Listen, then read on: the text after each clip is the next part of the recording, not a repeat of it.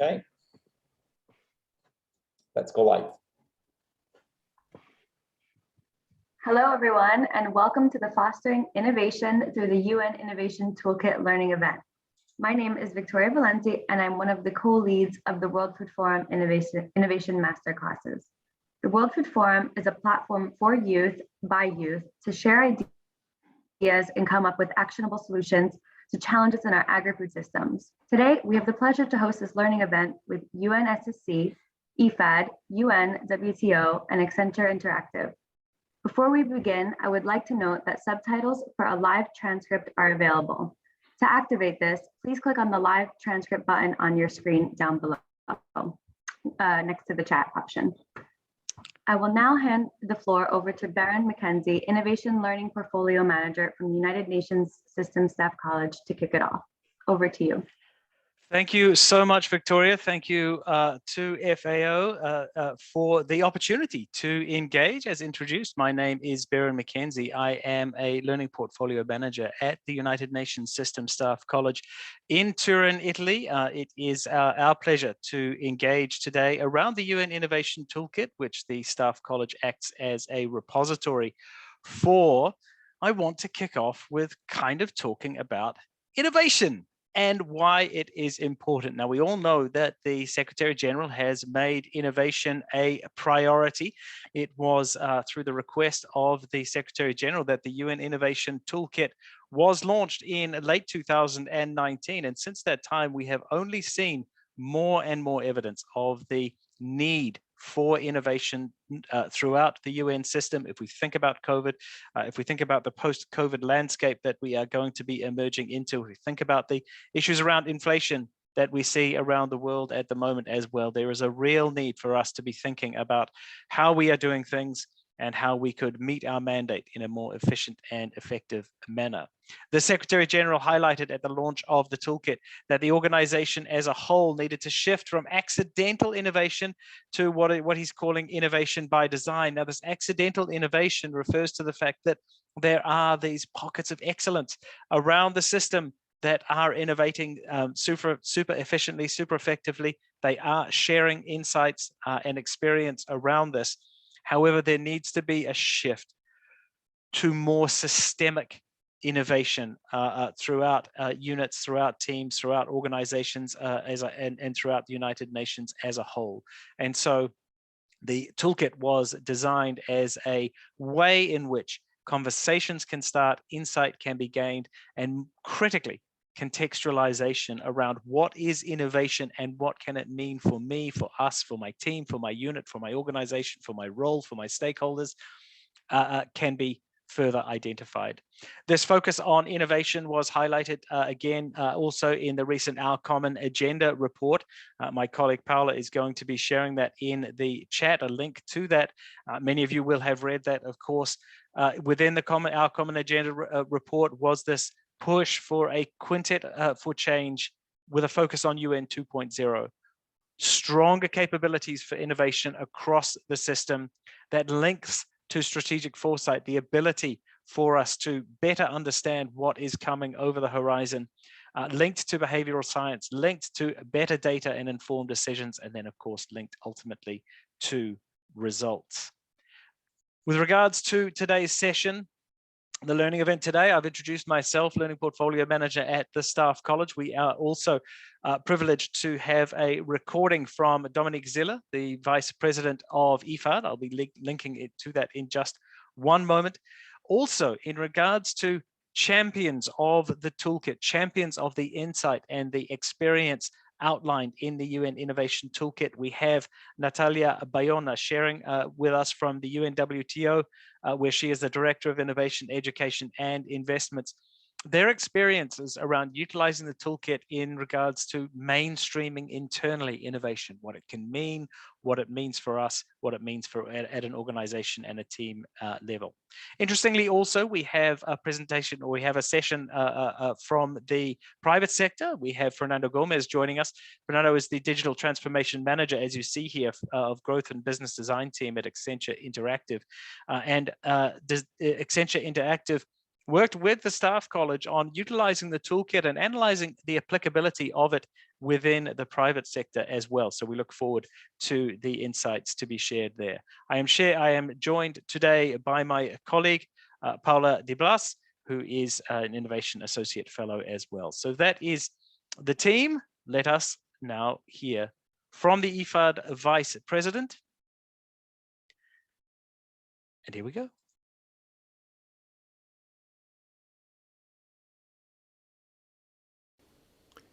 Thank you for the introduction, and a big word of thanks to the World Food Forum team for hosting this event, as well as to our UN and private sector partners for joining us today to promote the systematization of innovation through the United Nations Innovation Toolkit. The International Fund for Agricultural Development, IFAD, is an international financial institution and specialized United Nations agency based in Rome in Italy. Since 1978, we have provided more than $23 billion in grants and low-interest loans to projects that have reached an estimated 518 million people worldwide. At IFAD, we invest in poor rural people, empowering them to increase their food security, improve the nutrition of their families, and increase their incomes. We help people in rural and marginalized areas to build resilience, expand their businesses, and take charge of their own development. In fact, our projects have proven that with access to finance, markets, technology, and information, rural people can indeed lift themselves out of poverty. For those of you less familiar with the concept of innovation, hearing us speak of a systematization of innovation might seem odd. However, our agencies are responsible for seeking solutions that address the challenges faced by the most vulnerable and poverty-stricken populations of the world. Therefore, we, the United Nations, need to find sustainable, impactful, and scalable solutions, and not by accident, but by design. The systematization of innovation contributes to better risk management and a more efficient use of resources. It also fosters a culture of innovation that welcomes testing and experimentation, and that sees failure not as a disaster, but as an opportunity for learning and growth. At IFAD, we recently agreed on a new definition of innovation.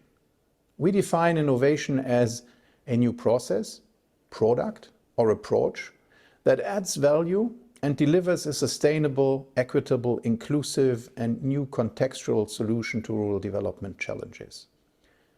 And the most important innovations for us are those that impact poor rural people directly. You might wonder how we aim to achieve this goal. We will do it by catalyzing the generation, testing, and scaling up of solutions that have the potential to contribute to deliver equitable, better, and greater impact for the rural poor. We will leverage learning, strategic partnerships, digitalization, and the implementation of suitable tools and guidelines to help us get there. Some of the tools that we use at IFAD are part of the UN Innovation Toolkit. For example, our innovation team at IFAD has adopted and customized tools from the strategy, partnerships, architecture, culture, and evaluation model, otherwise known as the SPACE model. We use these tools to design strategies, prioritize partnerships, build an enabling organizational architecture, foster an innovative culture, and evaluate projects from our innovation challenges. This will increase our chances of failing fast and cheap, while learning and identifying solutions that can truly deliver impactful results for our target groups. At one of our IFAD innovation talks exactly 1 year ago, I emphasized that development agencies also need to be aware of the legal and financial frameworks within country programs to design interventions that allow innovations used to be scaled up through blended finance, public-private partnerships, and strategic co-funding. At IFAD, we are aware that providing funding for the execution of ideas can be costly. Innovators that struggle to obtain or receive funding in a timely manner to execute their ideas will fail to produce much, and organizations might risk wasting precious resources invested in the early stages of innovation unless tools and guidelines are implemented to plan and design for timely funding to be provided, minimize risks, and optimize resources. On 21st of April, the United Nations celebrated the UN World Creativity and Innovation Day. Let this month and events like today's be a reminder to all of us of the reasons why we are supporting and funding innovation.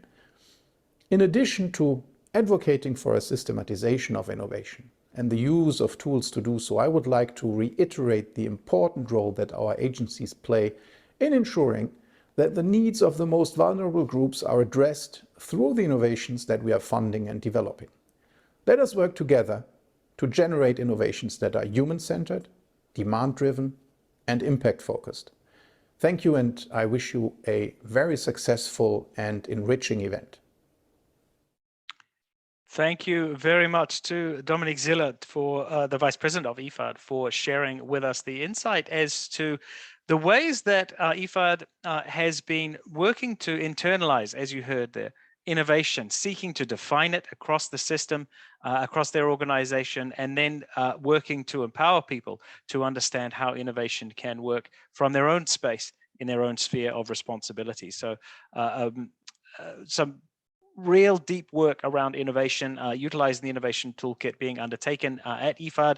And of course, I wish to acknowledge Edward and Gladys from the innovation team at IFAD for their work and their engagement with us also. Moving on, I'm going to hand over to my colleague, Paula. Please. Thank you very much, Karen.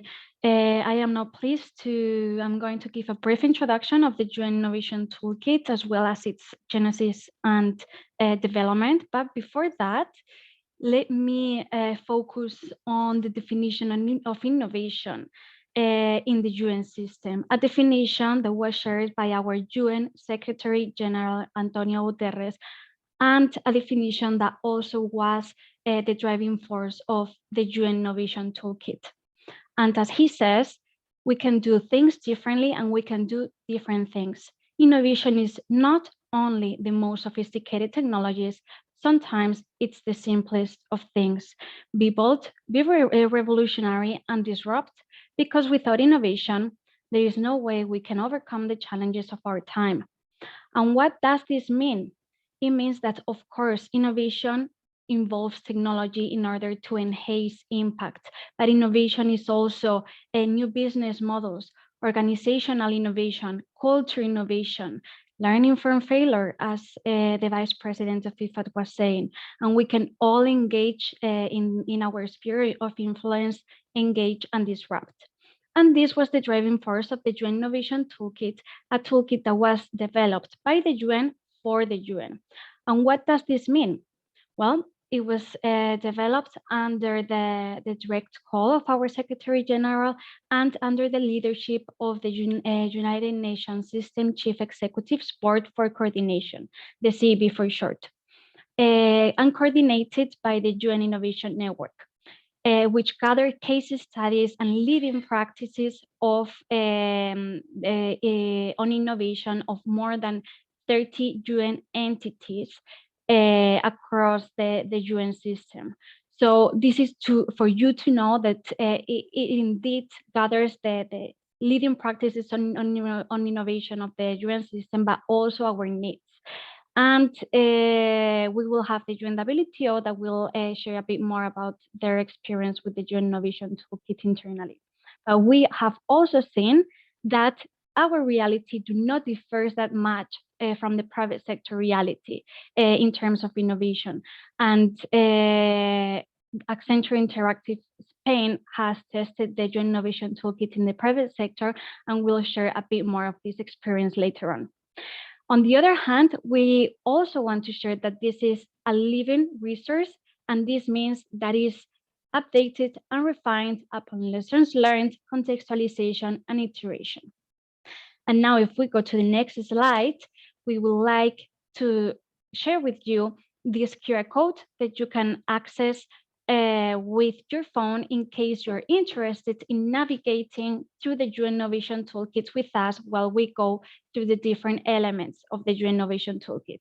Also, my colleague Perrin has kindly shared the link on the chat in case you are also you prefer to navigate through the toolkit via computer. And I will just stay here a couple of seconds for you to be able to scan the code if interested. And now let's go to the next slide, where we have a poll. So here we need your participation. This poll is a simple yes or no answer. And the question is if you have ever used the UN Innovation Toolkit. It's just to know your level of familiarity with it. And please, colleagues, if you could kindly launch the poll, thank you very much. Okay, we see right now on our end that you have already started voting. Thank you very much. Perfect. I think we have already a 70% of you who have answered the question. Thank you very much for your engagement. We've seen that the majority of you have not yet utilized the UN Innovation Toolkit. Then this is a great opportunity for you to learn, to engage, and to start navigating through this new resource for you that will support you on how to approach innovation and give you steps in order to help you in this disruptive journey. And with this, thank you very much. I will pass over my colleague, Perrin. Super. Thank you, Paula. Thank you to everybody who engaged in the poll there. This is fun. This is exciting because we have a number of participants who have not yet utilized the toolkit. I'm going to run through the toolkit now and some of the main features, but I really do want to highlight right at the start that the UN Innovation Toolkit, while as indicated by my colleague Paula, was developed by the UN for the UN, it is available as a common good. So what does that mean? It means that it is open to anybody within the UN system, regardless of contract type, but in fact, it is also available and free to use for anybody globally through that same link. So we encourage you to share the link. We encourage you to have conversations with colleagues, with stakeholders, with partners, regardless of whether they are in the UN system or not, because it's so important that we start thinking about what are the definitions of innovation and how can that be utilized with us within our own units, our own teams, our own organizations, but indeed in general as well. I'm going to briefly share an overview here. You will see, and I will be going into more detail that, as indicated also in the video by Dominic Ziller, the Vice President of IFAD, the UN Innovation Toolkit has taken this very big, sometimes kind of scary idea of innovation and broken it into units, broken it into chunks, which can be much, much more accessible when we think about assigning roles, resources, costings, whatever it is that we are seeking to assign. It's better for us to be able to break up this big idea into these units. We can see here that the toolkit has been broken up into 5 units: strategy, partnerships, architecture, culture, and evaluation. So what does that mean? Let's open the toolkit. Let's have a little bit more a focus as to what that can mean for us. Firstly, the diagnostic tool. This is a set of 27 questions which can be undertaken from the perspective of your team, your unit, or your organization, and it outlines your readiness to innovate. Now I'm going to open the toolkit here. And when you are in the toolkit, this is what it looks like once you have registered. Now you can just jump into the Getting Started guide. And I just want to highlight this with regards to the Getting Started guide. It shows you what the toolkit is. It outlines what the toolkit is. It outlines the process you will be going through. But I want to highlight this process here: facilitate dialogue. This provides you as a leader, as a manager, or as an individual an opportunity to understand how it is that you can engage with your teams, you can engage with your stakeholders in a way that you can share results and insight around the toolkit and start to really consider what this can mean for us. So I invite you to examine the Getting Started guide when you have looked into the toolkit more. Sorry, I'm getting all of these reminders here. The diagnostic, however, is your start point. We would recommend that you undertake this. You have the opportunity to undertake this from the perspective of your team, your unit, or your organization. We see that about 60% of participants are undertaking the diagnostic from the perspective of their team. So I'm going to click on that. Now, again, there are 27 questions, and I'm just going to spend a little bit of time on this first question and really highlight how this diagnostic process and these questions can allow us to step back a little bit. They can allow us to start having conversations, not just with ourselves, but with our teams and our units as to, as I say, what is innovation for us? What is it in this context? So if we have a look at this first question, my team knows what resources and capabilities we need to achieve our goals. Now, immediately there is a chance for us to scope in, because have I defined what my team is, who my team is? When I'm undertaking this diagnostic, am I talking about just the team that I work with? Are we including also stakeholders? Are we including also colleagues from other agencies, other pillars? We need to really have a common understanding as what are we talking about when we talk about team in the context of innovation. Similarly, also, when we talk about resources. Now, a lot of times we see that resources are defined simply as financial resources, without necessarily, again, stepping back and starting to consider, well, what about social capital? What about political capital? Those also stand as resources that I have. What resources do the partners that I have possess that can be shared perhaps as we engage in a common project? And then that, of course, comes back to the scoping around the size of team. Similarly, also, this idea of how we can scope a little bit around the around our innovation planning is this idea of goals. Are our goals defined? Have we defined what our goals for innovation are? Are we agreed on that? Are the goals that we're talking about within our team or our unit aligned to our organizational goals, our organizational mandate, or indeed our unit mandate and goals? So again, you can see even within that fairly simple question, there is a chance for us to step back a little bit, get some perspective, and start really thinking about definitions, really thinking about scope for us when we're thinking and engaging around innovation. So then you see at the bottom, we've got these 5 levels that we can agree or disagree with this statement, with this question, and I'm just randomly going to agree. Fine. The next question, my team has a clearly defined set of goals for innovation. Once again, I'm just going to randomly respond to these questions for the purposes of today's session. You will see here that the questions go across a number of the elements, the SPACE elements of the toolkit, and I encourage you again to undertake this this diagnostic as the start point for engaging with the toolkit.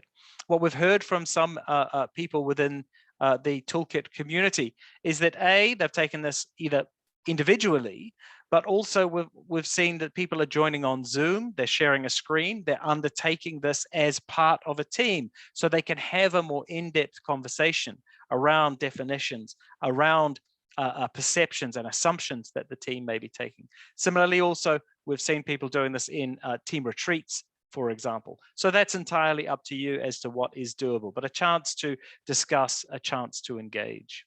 Now, as you can see, we're getting to the end of the questions here. Once again, I have been randomly responding to these, but when you do answer your final question, you get what is called a profile.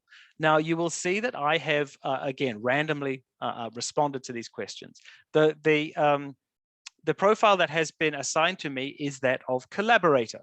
Now, it says here that collaborators are the strongest at developing partnerships for innovation. The responses in the toolkit are built so that there are positives, and then there are also areas in which you can improve. At the college here, we are focusing a lot on training around psychological safety, and around how to bring teams together, for example. In this instance, you can utilize the positives that are outlined here as a chance to celebrate as a team, to say, look at what we're doing right. Are there ways that we can share this with our partners, with our organizations, with our units to highlight what's going well? But then also you will see that there are some weaknesses that are highlighted. In this case, collaborators usually focus on incentivizing, enabling, or convening others to innovate, but maybe missing opportunities to foster innovation within their organizations as well. So you can see here that we're doing, in this case, we're doing well outside, but internally, we're not doing great in regards to fostering innovation. So immediately, we're scoped into what is doable in this context. How is it that we can improve that?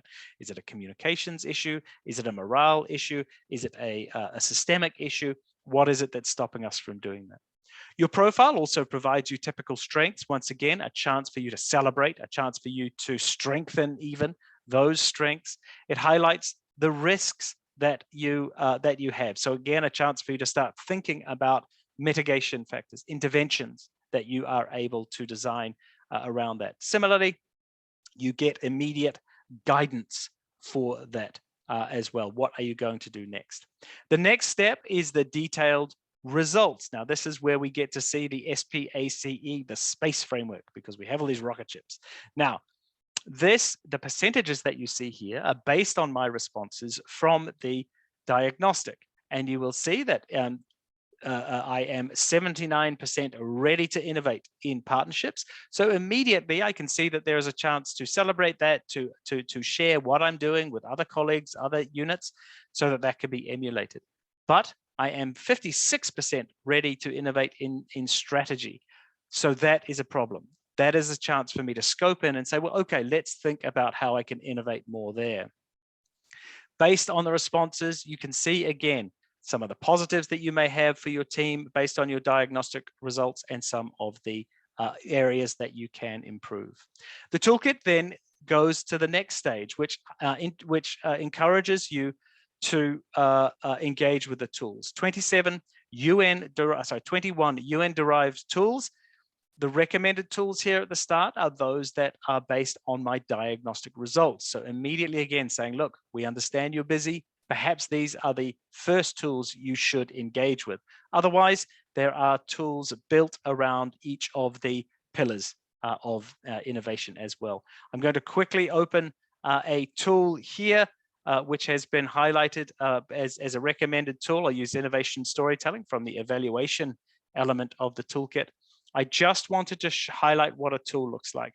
You will note that a tool is, they are shared as PDFs. There's been some pushback around them being on PDFs, but the PDF was, as part of the design phase, agreed as the most accessible unit, the most accessible way that people, particularly in the field, are able to access and share these tools. You will see that the tools have the steps that you will take. They have guidance. Critically also, they have case studies from within the UN system to show this is what we did, and this is how you can work to contextualize this insight as well. You get an overview.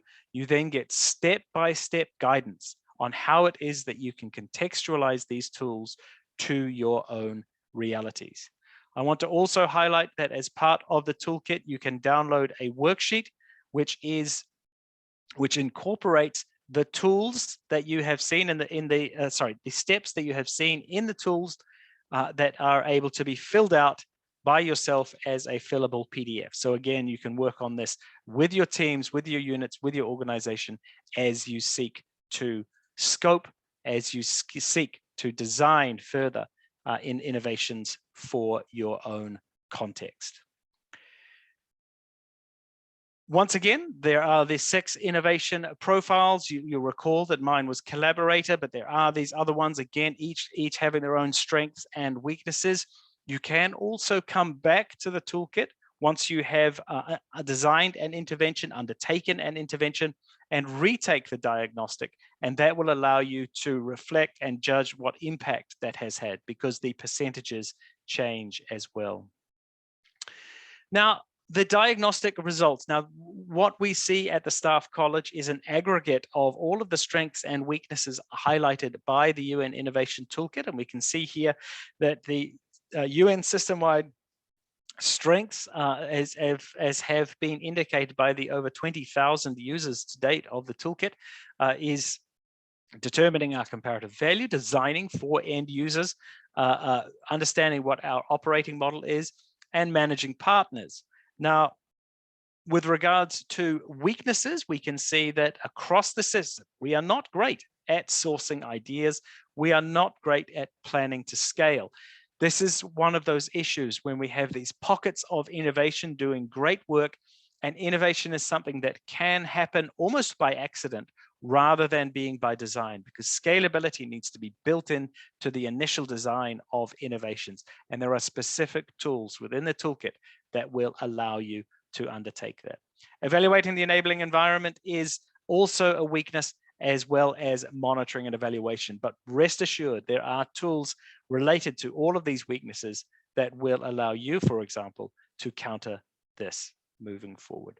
Once again, the tools broken up into the SPACE format, breaking down innovation into units so that you are able to assign timelines, you are able to assign roles, responsibilities, and really start to understand a little bit more about what is required. We're going to go into a second poll now, and that poll will be launched in a moment. Which space pillar do you feel is the most critical for you? And I invite all of our participants to respond there. And I note here that Gladys from IFAD, one of the absolute champions of the toolkit, who has been really working within IFAD to mainstream innovation, doing some incredible work there, is sharing here that IFAD is using the tools presented in operations. In particular, Gladys said, using the evaluation module to monitor and evaluate the performance of teams engaging in innovation prize competitions and assigned funding. And there's the seed funding indicated there. And then coaching is assigned to that as well. So a real world insight as to the use of the toolkit. Typo in the poll. Thank you. It says here that evaluation, that the last option should be evaluation and not innovation. Apologies. Okay, so that's a problem. At any rate, let us have a look. We are seeing if we can share the poll now. Thank you, Gladys, for highlighting the issue there, with apologies to the participants. We can see, however, that 33% of thank you, Gladys.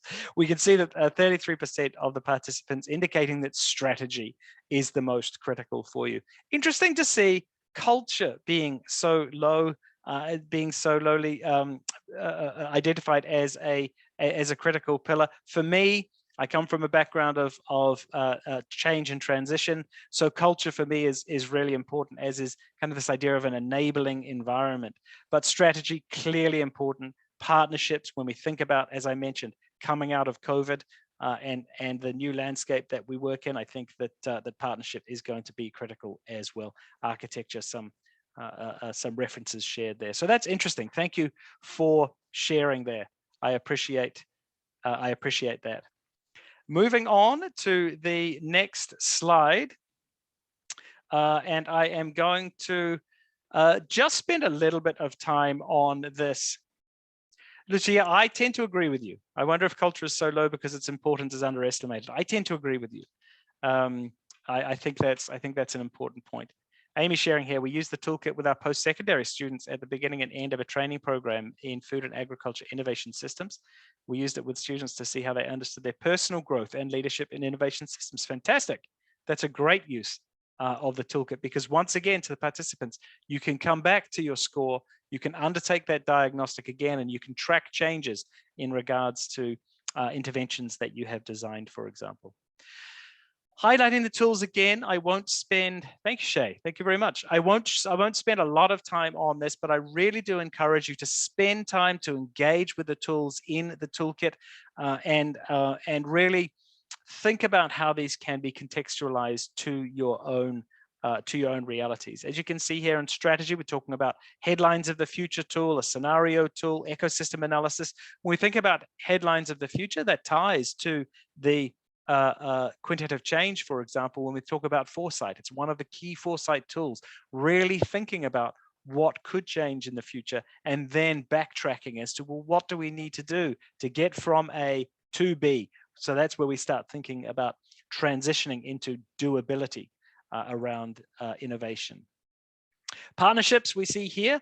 This is kind of the flow of the partnership process. You define your own value proposition. You then think about how it is that you're going to find different partners. There's a tool there then into, okay, how do we become the best partner that we can be before we engage in that prepare to partner tool, and then a process of prioritizing and selecting partners as well.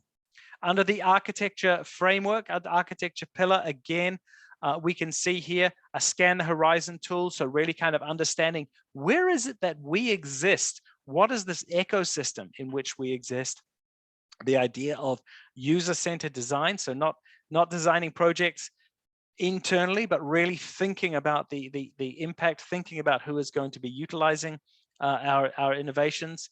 From pilot to scale, one of those weaknesses that we talked about, and that was referred to again by Dominic Ziller, the Vice President of IFAD, around how scalability has been important to their innovation mainstreaming journey, and then thinking about an operating model for innovation. Sometimes it's not clear as to what do we actually do, how do we actually structure this, and so the operating model tool providing insight to that. Culture, interestingly, a lower response around the criticality of this, but we can see here this idea of how is it that we can work. There's a tool here about how is it that we can work to embrace failure. How is it that we can create incentives and opportunities, particularly within the UN context? That can be a very difficult proposition within the UN context, but there is a tool specifically around there. When we think about engaging governing bodies, this is talking about managing up and how it is that you can communicate innovation throughout an organization. The evaluation pillar, innovation storytelling, when we talk about communication as well, how is it that we can tell stories about the need for innovation, the impact of innovation, so that we can better be able to justify the processes that we are proposing and undertaking. And you can see there all of those tools, once again, all incorporating a specific UN case study, all encompassing, all highlighting ways in which you can contextualize this to your own reality. Gladys here is sharing again the adoption of the UN Innovation Toolkit is one of our IFAD monitorable outputs in our reporting to IFAD's executive board. This is the result of the work of strong partnership between UNSSC and IFAD. I really do want to highlight that it's been a pleasure to engage with Gladys around this. It's been a great partnership that has developed. And as you can see here, the toolkit has been really formalized, as was indicated by the Vice President there, in IFAD's processes and practices. With that, I am going to hand over. I'm going to stop talking, perhaps after this slide. When is it that you can use the toolkit? When you want to innovate, of course, but critically also, I want to highlight the second one, when you want to start conversations. Some of the feedback we are receiving around the toolkit is that it is this catalyst for conversations. Innovation is big. And innovation is kind of scary. And innovation is all too often considered to be Tesla and drones and big data. And yes, it is. And that's critical and super exciting areas of innovation. But also, innovation can be as simple as doing things differently and doing different things. Giving yourself that perspective to sit back and say, what am I doing? What is this team doing? How is it that we can do things differently? What different things can we do to achieve our mandate in a more efficient and a more effective manner? That is innovation. Not doing something that you are doing at the moment can be innovation if it is holding you back, if it is counter to your mandate. When you want to establish baselines, when you want to validate, when you want to test ideas, when you want a framework, we see that a lot of people are being told to innovate. Innovation is being incorporated into TORs, into job descriptions. Be innovative. Where do you start with that? The toolkit allows you to break down innovation, understand your readiness to innovate, and think about how it is within your context, within your sphere of doability and your scope, what can be done here. Critically also at the end, when you want to be curious. I am going to hand over now to another great champion of the toolkit, somebody who has been working tirelessly and has been a great partner with the Staff College here in regards to mainstreaming the toolkit and understanding how this can be contextualized, how this can be utilized for change. Natalia from the UNWTO, the Director of Innovation, Education and Investments. It's great to see you. Thank you so much for taking the time to join us. The floor is yours. My dearest parents, thank you so much. And Paula, as always, you are my partners in crime to promote innovation. So thank to all of you to be here today. I have to say that when it comes to innovation, it's crucial and there is a challenge. I remember that when I joined the UNWTO, the idea of the Secretary General was to empower innovation as part of the whole strategy when it comes to tourism. So my first question 4 years ago was, how do I do this? Because I can, of course, I studied innovation, I am young, I am super talented, but then I will fight with the dinosaur of the bureaucracy inside the UN. And of course, I will fight with my colleagues because if they don't know anything about, as Bering was saying, if they don't know anything about the fundamentals on technology and innovation, they will feel attacked.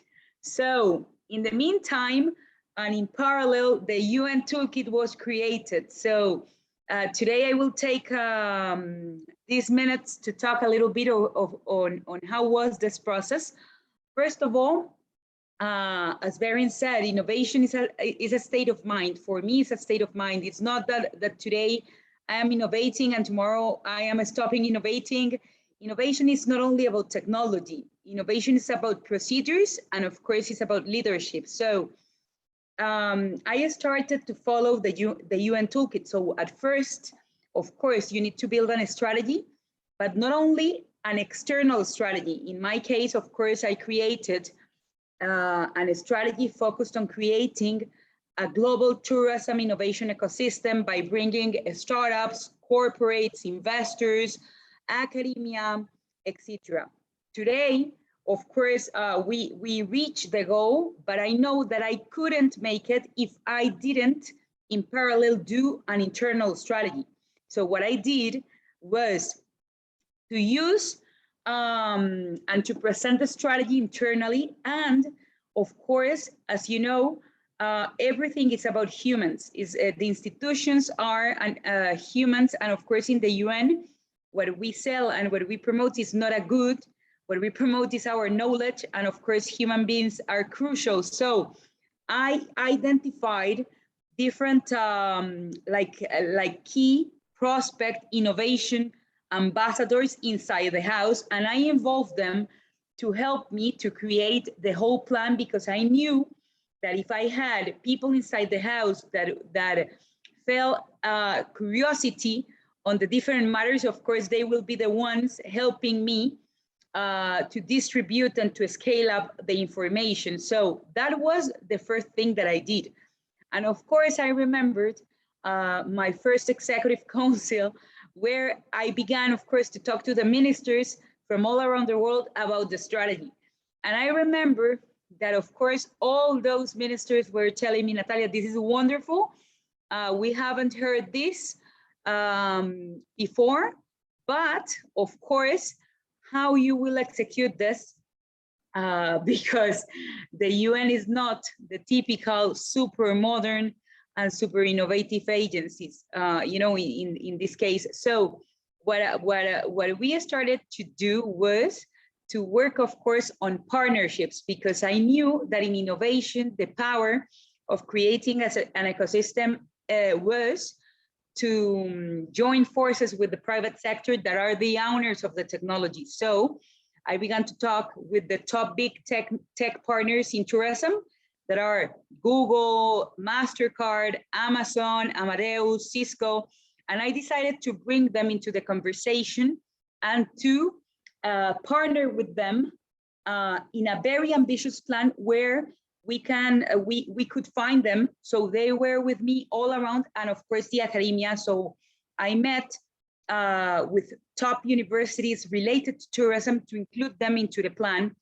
And for good or for bad today, I have to say that today we have, thanks to those partnerships and thanks to the change on this mindset and on the internal culture, we reached, after 4 years, 10,000 of startups, top entrepreneurs from more than 150 countries that are changing the way people travel using a lot of technologies. We have helped them to pilot projects with member states, with governments. We had the opportunity to create panels and high-level discussions between entrepreneurs and ministers in the same table. So to help both to create partnerships and pilot projects, we have helped the top startups to raise more than 230 million euros thanks to these partnerships. And today we have created more than 100 alliances with top academic institutions all around the world to spread the voice on tourism education. So when you see those numbers, of course, you feel glad, you feel proud, but of course you feel that the UN Toolkit was a very strong guide, because if you follow what is there, is really easy, because what I'm telling you is the space or the things that you need to take into account that Berin explained it pretty well. So you, as I already said, we created a strategy, we created and built partnerships, we create an architecture in order to see where will be the priorities in each region of the world. We help creating the culture. So here we did two amazing things with the UN Staff College. First of all, we brought interns from the academia to create research and to help us to understand how we can change the UNWTO culture inside. And second of all, of course, we created innovation days, innovation open days. We brought the UNWTO team, it doesn't matter the age, the position, etc., to work with us to be creative and to join forces in a way we can create internal innovations inside the house. So of course, at the end of the day, the evaluation is good, the member states are happy, the team inside the house is empowered. So today, after 4 years, the good thing is that I am not the only one talking about blockchain, crypto, and so on. The directors of the political relations, the executive directors, the secretary general, the interns, everyone is involved on what's innovation and what we can do to innovate. So that was a wonderful experience. So I love always to talk about this experience because, as the Secretary General says, it's going from 0 to hero, because it's a way of changing a mindset and bringing tactical results to the house by involving the people, and of course, by making tactical and by feeling the technology inside the house. So thank you again, Berin. Thank you again to the Staff College. And I want to encourage all of you here to use the toolkit, because it's a very strong guide if you want to use it. Thank you so much, Natalia. And thank you for giving that real world example of how it is you can utilize the toolkit within your own innovation planning, within your own processes. And I love the, we've seen you working on it, this connection between both partnerships and culture change, and how one drives the other. And of course, there are tools involved in that regard as well. So thank you so much for taking the time today to join us. Always a pleasure to see you. Thank you, Natalia, from UNWTO.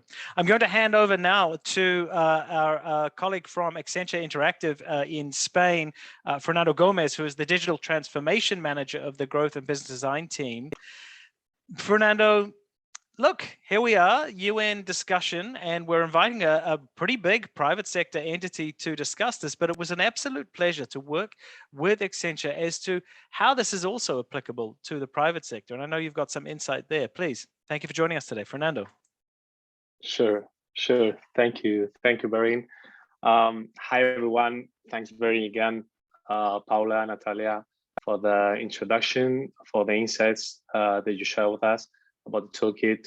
And it has been really a good presentation. So congratulations. And thanks for inviting me here. And of course, sharing this experience with the private sector, right? And as part of the team that has been involved in testing the Innovation Toolkit, I would like to share a little bit about our experience and how the SPACE framework has been very useful and insightful for us. I would like to go briefly through the main milestones we performed with the client. Although we work with different innovation tools and certain frameworks inside our company, it's true that SPACE has served us as a reference in order to support this financial institution. It's a very popular financial institution, quite global, to improve its innovation processes in real applied projects. Together with the IE students, we followed a service design process to, first of all, identify which areas could have more room for improvement to innovate. In fact, we did it through the Diagnostic Tool that you provide us. The main areas were quite particular: the aversion to innovation due to risk of potential failure, and the other one was the inability to measure in a solid and quantifiable way the benefits of implementing the innovation. Based on these pain points, we used two SPACE tools: stage gate assessment and embraced failures, which help us to propose exercises to measure the impact of innovation in different areas and develop a culture to integrate behaviors to reduce risk aversion. So what's interesting about all this? At the end, we were able to integrate the Innovation Toolkit with our working methodologies, capabilities, and knowledge of this financial institution and from the financial services industry. This allows us to enrich our approach and our value proposition that we offer to our clients. So in summary, the toolkit and its frameworks have been very useful and a success, and we hope to be able to work in the future, combining its effectiveness with our experience. So thank you very much for being here and for the approach that we were able to face with you. Fernando, thank you very much. And yeah, I just want to echo, it was a pleasure working with you on this. I want to highlight this comment that you made around this aversion to failure. And, I mean, this is not unique to the private sector. It's not unique to the public sector. When we talk to UN agencies, when we talk to staff teams at the UN around innovation, and what is perhaps holding them back, it is this aversion to failure. There are other elements, of course, the culture and these sorts of things, but aversion to failure is a really big one. And so understanding that a lot of times it's this change in the definition, change in the conversation that we are talking about, and this was raised in the IFAD video as well, failing fast and failing cheap. It's better to fail fast rather than to continue with a plan that is not working. And then you can step back and analyze, hey, where did we go wrong? Was our plan right? Was it just a left turn when we should have turned right? And really kind of understanding that. So I like that you have raised that as well. And it contributes to this change of culture that we are pushing for as well. Fernando, thank you so much for joining us today and for sharing that insight from Accenture. So I'm going to just transition into a brief question and answer period now, 3, 4, 5 minutes on the toolkit. I note that there has been a question shared in the Q&A section, and that is available in the on your Zoom screen here. The question is, how is UNSSC assessing the impact of the toolkit? The aim is to understand whether there is a different before and after using the toolkit. At this stage, and it's an excellent question. At this stage, it is predominantly qualitative. And so we are engaging with users of the toolkit. We are engaging with leaders in innovation, such as Gladys from IFAD, such as Natalia from UNWTO, for example, and asking them about their experiences with the toolkit, the impact of the toolkit internally. And I think even from Fernando's session there, as well as Natalia's contribution today as well, we can see that there are some real appreciable changes, also of course highlighted by the Vice President of IFAD at the top of the session here. Really appreciable differences as to before, after. We are also at the UNSSC launching learning modules on the toolkit. I'm going to drop the link into the chat as well. We're launching those towards the end of next month. Those are freely available to UN staff, and that is really highlighting the use of the toolkit and that is encouraging also the sharing of stories. So I acknowledge that it is not as systematic as, I'll be honest, I would like. We are working on more systematic assessment of impact of the toolkit as well. We are also reaching out to people who have been using the toolkit and thinking about other tools that can be developed as well. Shay is sharing here more of a comment. I would endeavor to discover best practices to implement the SDGs, absolutely, and the role of disruptive technologies, including blockchain. And of course, we have to keep in mind leaving no one behind. I think that's an absolutely critical comment there. And there are tools around that as well. If we think about the storytelling tool, even one of the most popular tools on the toolkit as to how that is utilized in regards to really sharing insight, really sharing communication around the toolkit. Any further questions? I see some comments in the chat. Thank you so much to people who have been sharing comments in the chat. I am I'm acknowledging time here. I think, Paula, you had a comment. You raised your hand. Thank you very much, Baron. I would like to share that also we are starting to work more further in the monitoring of the impact of the UN Innovation Toolkit, and with different UN entities, we're able to track their strengths and weaknesses thanks to the aggregate results that we have from the innovation diagnostic, and we can track this throughout time. So we conduct also reports on how the utilization and internalization of the toolkit and the tools have impacted throughout time the innovation readiness across the SPRACE framework in the different UN entities. So happy to share that that's monitorable outputs that we are developing, and we are supporting also UN entities interested in seeing the areas of improvement that they may be interested in addressing. So that's another manner of tracking in a quantitative manner. Thank you, Paolo. And of course, that ties to the strengths and weaknesses that I shared earlier on in this session as well. That is the aggregate that we can see from across the system, and we can see change in that over time as well. So that is a useful tool, really understanding how it is that people are designing interventions and then re-engaging with the diagnostic process to track change. Any further questions that you may have here? I see Gladys has contributed again. At IFAD, I've recently joined the discussion with, along with CGIAR, FAO, and 30 other agencies about the adoption of the principles for innovation in food and agriculture, which addresses an ethical development and use of innovation and frontier technologies. So yes, that was shared in the message. Collaborate on resources necessary for an organizational innovation process as described by IFAD and UNWTO. We have 2 minutes left. It's an excellent question, Kazuki. Now, Gladys or any of the, or Natalia, if you are still here, would you like to respond to that briefly? Feel free to open your mic if you wish, Gladys.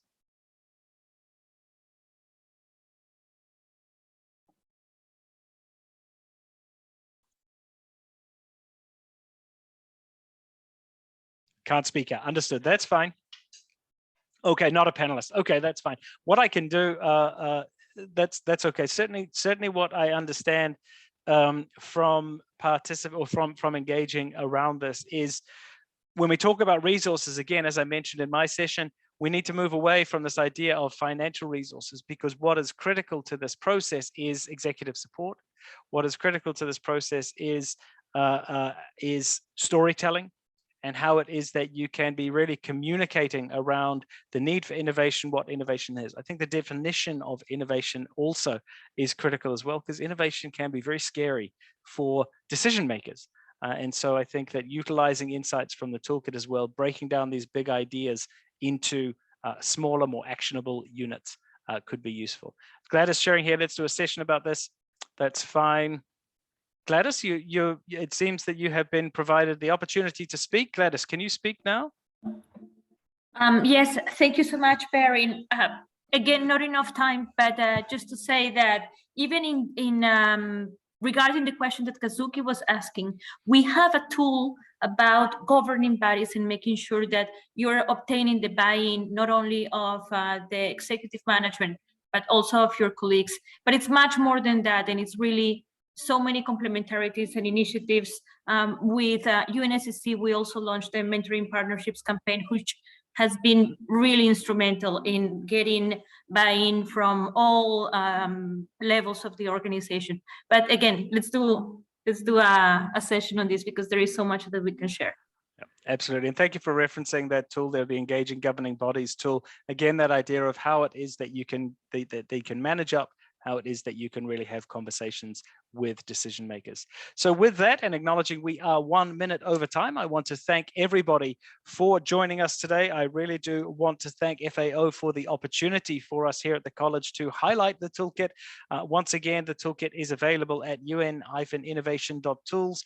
My thanks to the Accenture Interactive team for their engagement today. My thanks to the UNWTO team, Natalia. My thanks also, of course, to Gladys from IFAD. Sorry for putting you on the spot there at the end. Thank you so much to FAO. Please, everybody, engage with the toolkit. We encourage you, and I'll hand over back to Victoria for a closing. Thanks so much, Baron, and thank you all for your participation today. We hope that you enjoyed the learning event and learned a lot of things that you can take home to your own projects. Given this, please don't hesitate to reach out to UNSSC colleagues or anybody here today if you're interested in applying this UN Innovation Toolkit to your ongoing projects. As Baron mentioned before, this doesn't have to be, it doesn't matter which kind of contract you have or what your position is.